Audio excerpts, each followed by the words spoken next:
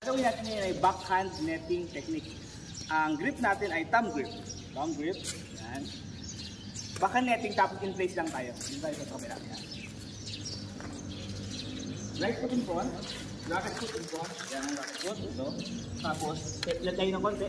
Move backward yan. Tapos, naka-thumb lang. Ang focus natin ay foot alignment. Dapat pantay yung tuhod mo at saka pa. Tapos, dapat ay medyo naka-lunge na konti. Baba ka to eh. Move ala. Sa likod mo. Yan. Konti pa. Yan. Very good. Tawag dito ay backhand netting technique. Yung sa atin ka konti, banggayin mo lang. Banggayin ng konti. Parang ganito. Asanggitin mo lang ng kaunting. Huwag mo siyang kalaksan. Halos pa. Sangga lang. Ready, set. Pili lang ko tayo. Ready?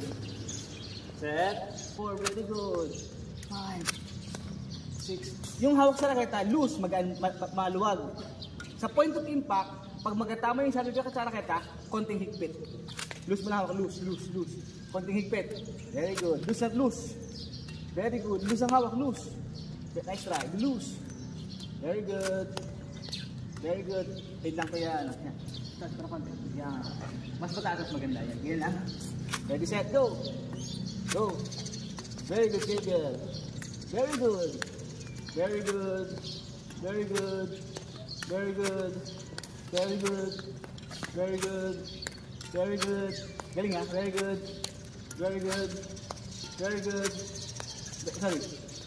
Let's try. Loose ang grip. Slightly tight mo yung hold sa point of impact yan. Galing. Next. Ay, di pa. Sino na?